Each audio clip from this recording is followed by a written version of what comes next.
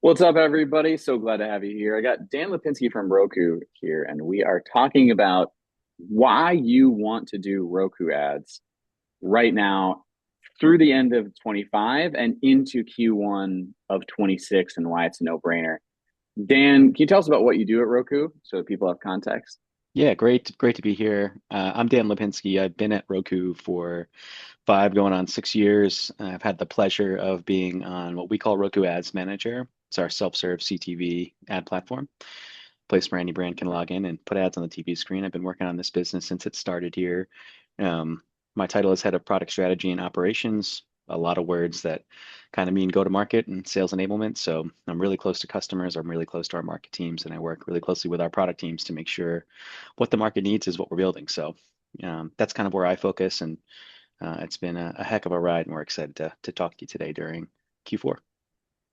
So a lot of people, have pre-existing assets, right? And they have things that they want to run. We talked in a previous video with Meredith about how to get those going.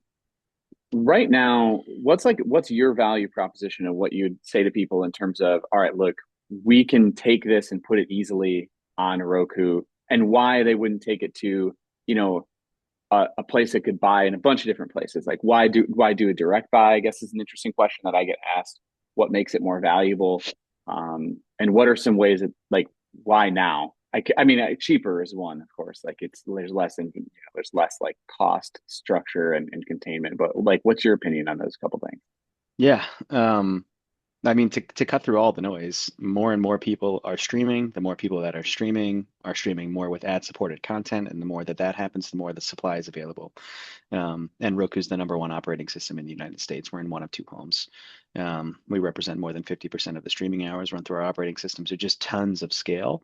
Buying Mm-hmm. directly gives you access to that scale, and it gives you access to that scale without any type of arbitrage or nefariousness that may be happening elsewhere. So when you come to Roku and you're buying media at Roku, you're buying media, and that's the only thing you're paying for with Roku Ads Manager. No seat fees, no tech fees, no user fees, no targeting fees, no creative fees. So every bit of your dollar is going to go to media, and that media is going to be optimized towards outcomes. So we feel really good about the platform doing things the right way, both ethically from a pricing standpoint, but also more importantly, performance for brands. You know, your dollars are going to work harder, and they will go towards working media, and that's something that we feel really good about.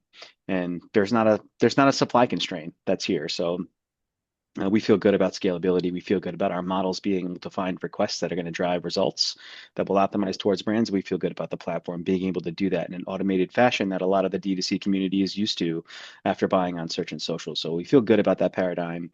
When we think about the Q4 period, obviously more demand coming into the platform. But as we move past Black Friday, Cyber Monday, and move into kind of the Q5 January period, we'll see depressed CPMs even below the marks that we see today, which continues to make it exciting from a reach standpoint. And that mass reach allows us to optimize towards granular goals. And we're really excited about that.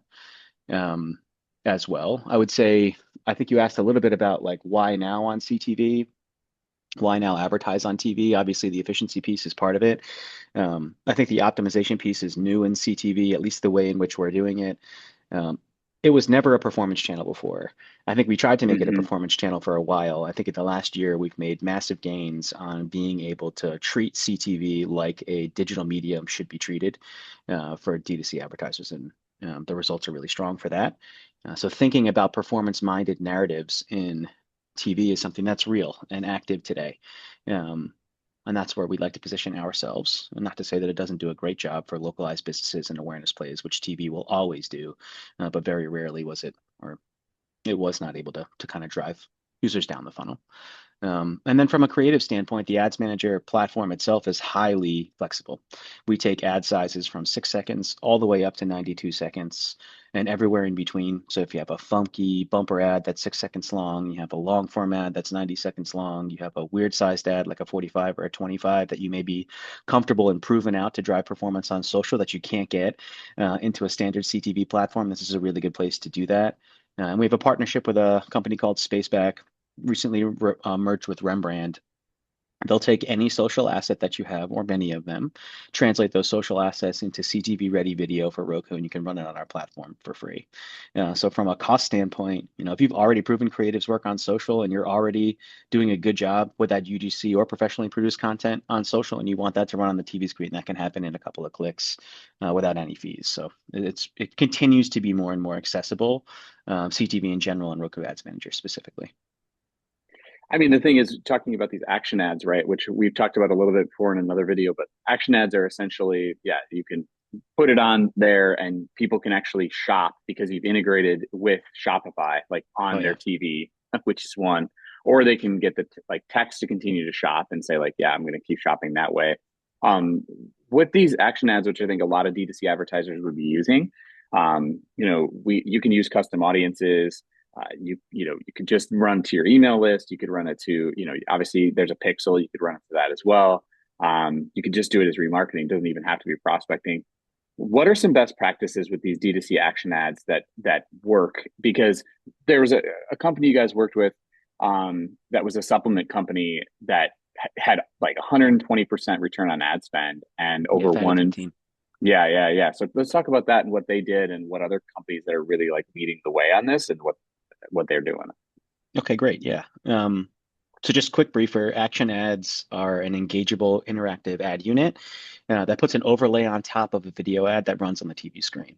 It prompts users to pick up the Roku remote, press OK. If they're a Shopify brand, they can buy it on the TV screen. If they're any type of brand, they can receive a text message. All of that's customizable inside of our tool. Comes with no CPM premiums, comes with no minimum buy premiums. So you can basically take a standard video asset, custom build a CTA that lives on top of it, that prompts users to press OK. And that engageable component is not only good for driving purchase off the screen and through text message, it's also just a more memorable ad. When we look at resonance and response rates, view through windows for performance that come from those action ads, they always outperform standard video. And again, because it's memorable, it's something that you haven't seen before as a consumer, and it also gives you the chance to raise your hand and say, "Hey, I want to learn more." So that's what action ads do. Fatty 15 is a wellness brand, really cool brand too. I encourage everybody to check them out. Um, but at the end of the day, they ran campaigns on Roku Ads Manager and they ran action ads. And we're thinking about like why they ran action ads because they want to drive users to purchase and they want to drive users to their site to learn more. It's a supplement brand.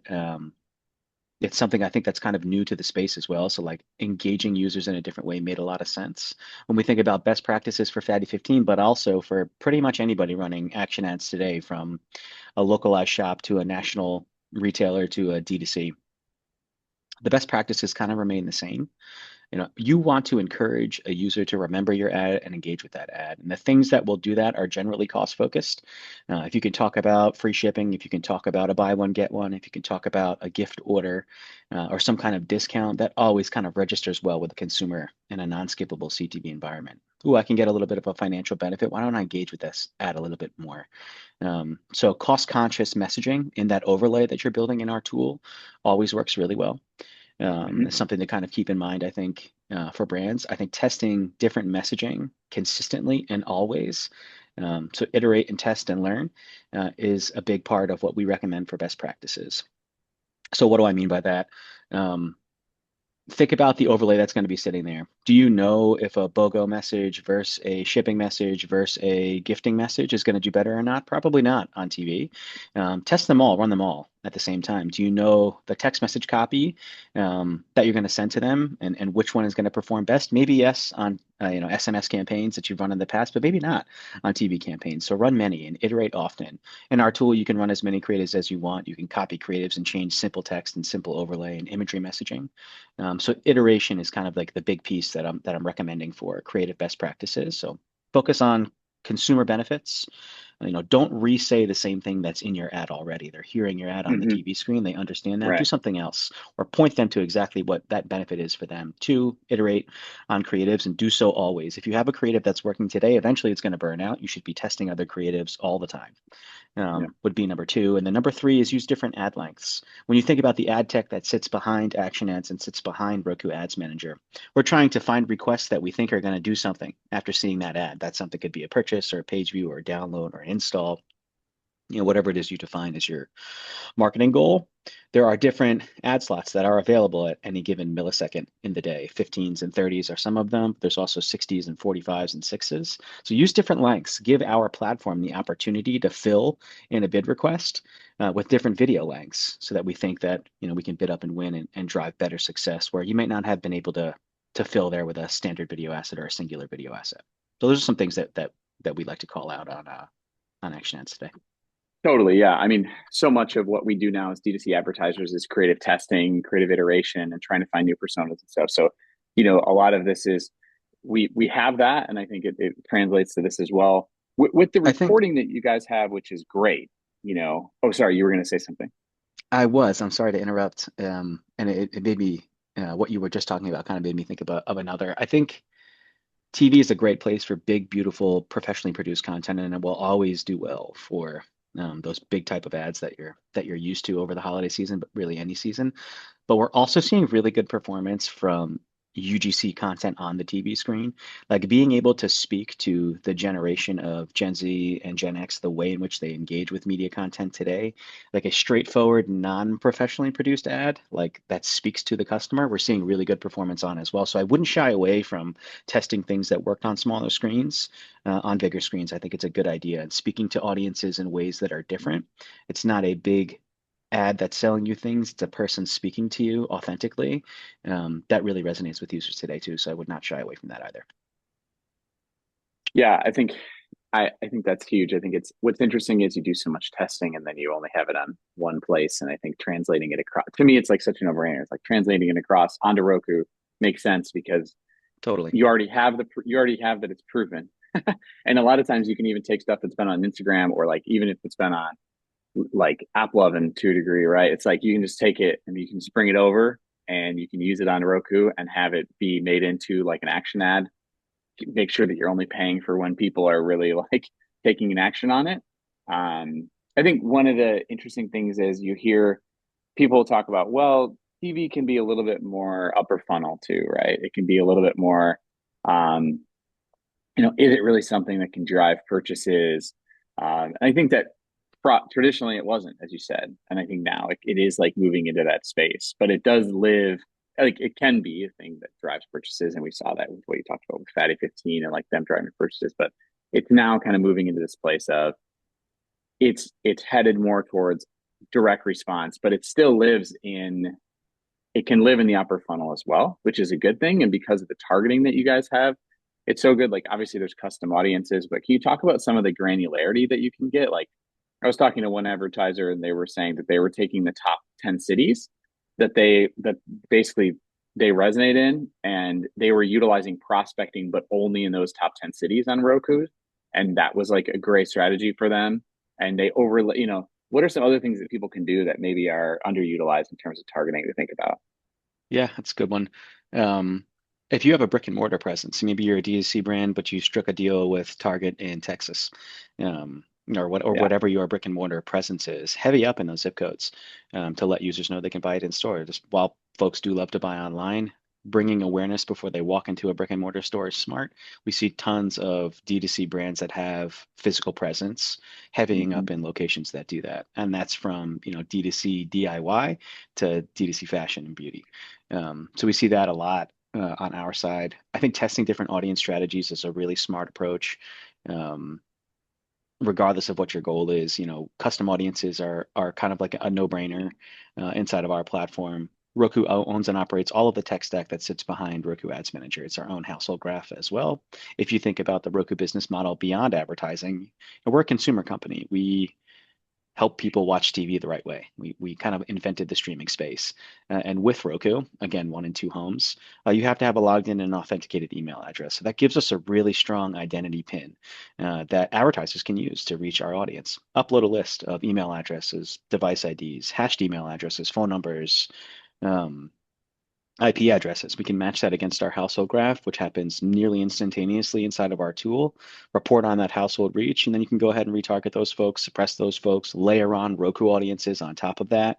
Maybe you have a list of lapsed customers, and you know that sports watchers inside of your lapsed customer list do a better job at reconverting later. Layer on one of our viewership audiences on top of your customer list and go ahead and attack that segment again. So, I mean, the variations are really wide. Reporting is really strong. You'll know what's working and you'll know pretty quickly. Um, inside of our tool. So I think those things make a lot of sense.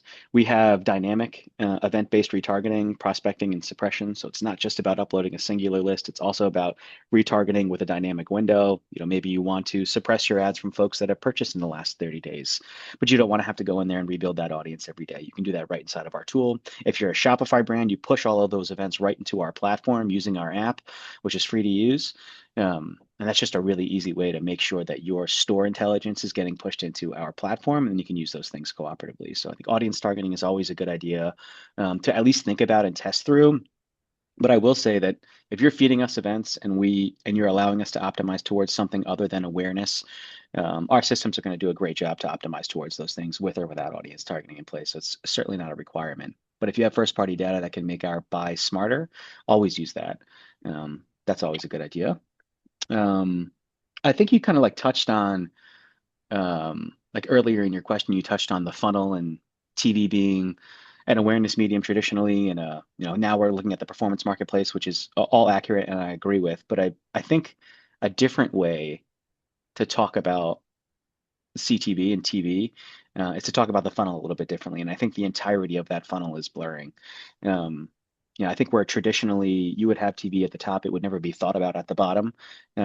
And then you have lower funnel mediums that would never be thought about at the top. I think the entirety of that funnel is blurring as everything continues to cooperate across the Hmm. line. So, like, we always know that TV is strong for awareness. We also know inherently as a consumer that we remember ads on TV. They're big and they're beautiful and they're not skippable. And we think about brand building in that way, but they also drive purchase too. You just weren't able to buy it on the TV screen before. Now you can start buying it on the TV screen. And I really love what the measurement space has produced because of this focus on performance in CTV over the last year or so. There are companies like House and Measured and Incremental that have popped up in the space that do a really good job at quantifying the impact of less engageable screens like a TV and how those cooperate nicely with demand capture verticals like your Metas and your TikTok ads and stuff like that. So I think there's a ton of cooperation, and there are measurement companies that have been spun up in the last couple of years that do a really good job at calculating incrementality in the right way. And it's less of a last click focus, which of course is always going to be important. But if you want to know how your CTV ads are working, I think thinking about a holistic measurement approach is always a good idea too. And we've never been in a better place than we are now today. Yeah, I mean, isn't that the truth? Like, so the measurement side of it is definitely something you want to think about. I mean, let's talk about the reporting group. So folks can get, they get a reaction on, like, if you're running an action ad, what do they get? They can Oh yeah. see who's taking action. You can see the, with the pixel, you can see the purchases. What else can they see? I mean, obviously the clicks, what Yeah, I else mean can they the see? the simple answer is anything the user is doing after they see their ad, we're going to track that you're pushing to us. So like from a trackability standpoint, we offer a host of different solutions that understand what happens after that ad is shown. That could be an action ad or that could be a standard video ad. But we have a ton of attribution solutions inside of our tool, all based on the event streams that you're sending to us. So it could be something as simple as a JavaScript pixel that's placed on a page that's going to capture something like a page view. It could go all the way down to the purchase event with individual transaction value and average transaction value, which we will put inside of our platform for easy reporting as well. And then everywhere in between, we can track things like add to carts, cart abandons, initiate checkouts, adding payment methods. And then you can use all of these events for retargeting methods or suppression methods in the future. So I think reporting across the funnel inside of Ads Manager is really comprehensive inside of our tool. That'll also happen across creatives. That'll happen across geographies. We can report on household reach frequency. We can report on unique page views, total purchases, and ROAS down to a daily creative zip code level. So if you're looking to get granular and you want to understand how an action ad is working in Jersey City, New Jersey versus Midtown Manhattan, and how much ROAS you're driving on each of those, you can pull that report right inside of our tool, and it'll happen more or less instantaneously. And if you don't want to jump into the tool, you can schedule a deliverable report. We'll push it to your email address. And if you don't want to do either of those things, we just launched an API program, and you can plug in and pull data out of our platform and put it into a larger BI or reporting tool that you use and understand those things comprehensively across the rest of your media buy. So inside of the platform, full attribution reporting, again, based on the events that you're pushing into our tool. All of those events can then be used for targeting or optimization use cases. And then outside of our tool, you can think about email-based delivery and reporting APIs, which just launched recently. So going back onto the Shopify thing briefly, Yep. um, on so when you connect Shopify, you connect it in, it's easy to connect. We did that with Meredith. That pulls across product information that you can select from the product catalog. It pulls, what else does it pull across? And like, what else are the integration points there that are really powerful?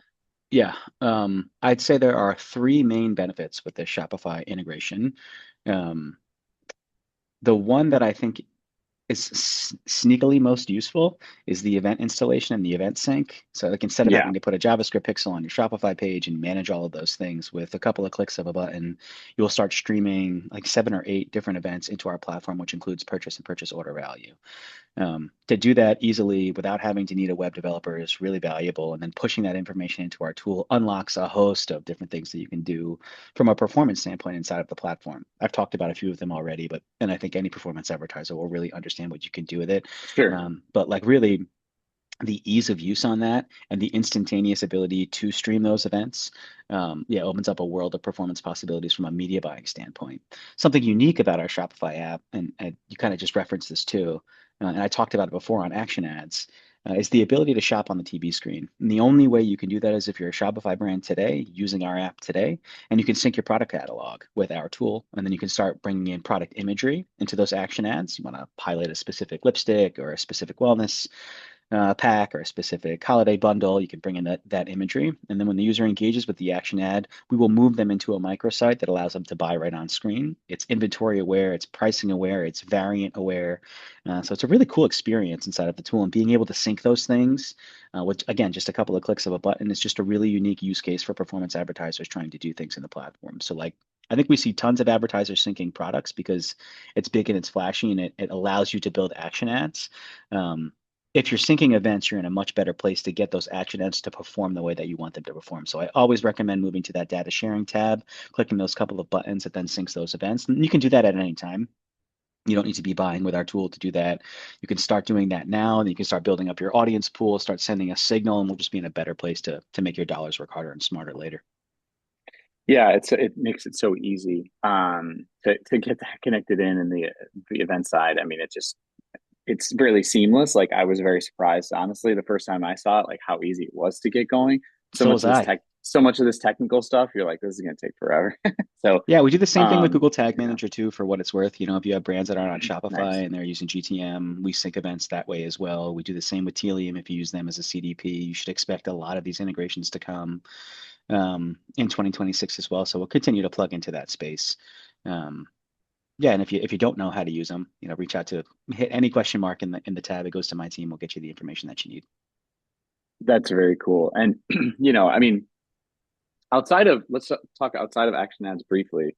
Like, Hmm. what's the next best thing that a D2C brand could do? I mean, we had a client that was using Roku, a member of Foxwell founders, and they were using it for growing their email list, right? Like, Hmm. and that was ultimately a mixture of action ads. But I'd be curious, like, what else you've seen success with working with so many brands. Yeah, I mean, I would say like number one thing is give us the signal we need to optimize. If you can push us event signal from Google Tag Manager, from a JavaScript pixel, from Shopify, that signal is what informs our algos to optimize for your brand. And that will make performance better, regardless of what performance means to you. If performance means to you, I have a new product launch, I have a new brand launch, I want as many people to know about my product as possible. You know, we'll deliver CPMs in the $6 to $10 range almost all the time, which is a highly efficient place to deliver in-stream premium non-skippable CTV. And that's really straightforward and easy to use. Like I wouldn't discount how valuable efficient reach is on the TV screen. You're going to see 98, 99% VCRs, regardless of how you run your campaigns. So I like wouldn't disregard what reach does. By pushing events into our tool, it makes that reach work towards performance, which is kind of what I was getting at in the blurred funnel. Awareness-based mediums can drive performance today, but it can only drive performance if you're telling us what performance looks like. So set up those events and set them up early. So I think that's like a really important piece, testing is like a really big recommendation for us. I think you don't know what you don't know. And it's important to figure out what you don't know. So running campaigns that are testing different placements. Maybe you want to run on the Roku channel. Maybe you want to run across the apps and sites that we work with. Understand where your streamer is and where performance is happening. Maybe you want to target run a campaign without audience targeting. Let our system optimize towards the event signal that you're pushing us. Or maybe you don't have a ton of event signal. You just launched a product. There's not a ton of website action, not a ton of Shopify action. You don't really feel confident in that signal that you're sending us. Maybe you want to test audience targeting strategies to kind of build up your base and work through things. So I think iteration is really important. Creative variation is extremely important. Being able to send different messaging to the same consumer, but also cycling out creative that we know is starting to burn out and looking at that reporting to understand that impact is really important inside of our tool.